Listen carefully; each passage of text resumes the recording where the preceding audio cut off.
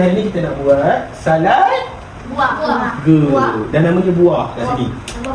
Takkanlah salad ikan tak?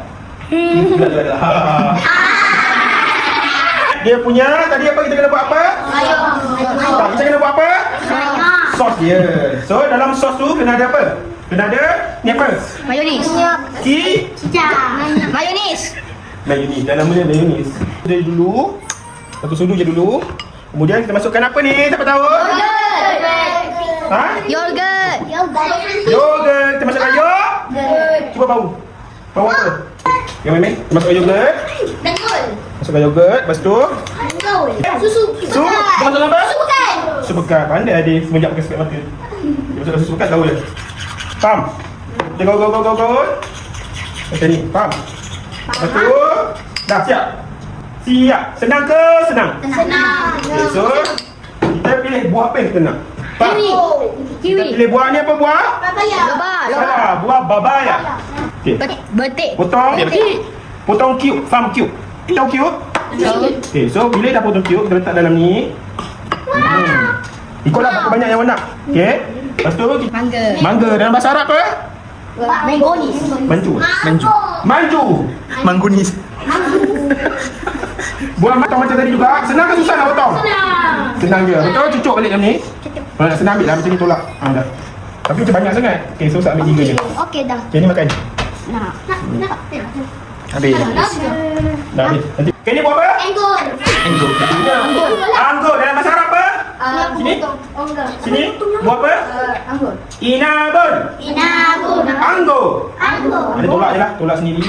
Berapa biji awak nak? Buah tangkai tak? Buah Saya tangkai dalam tak? 4 biji.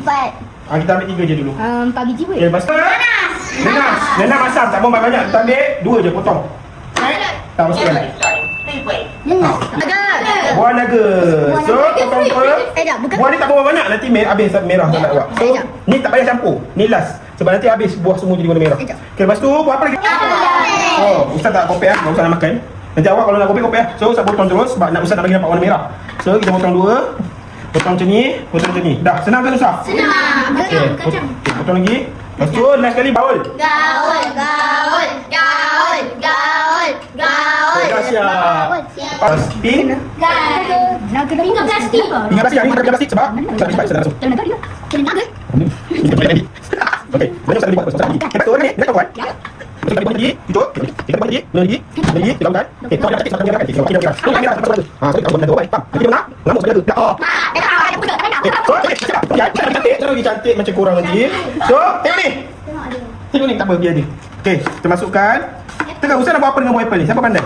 Untuk Kita nak buat barbecue. Masukkan. Okey, so awak nak buat apa? Ustaz ambil buah anggur lah kan? So, Ustaz masukkan anggur. Okey, betul kalau tak tepi, Ustaz nak 2 batang, bagi cantik. Okey, betul buah apa ni? Buah apa tadi? Papaya. Betik.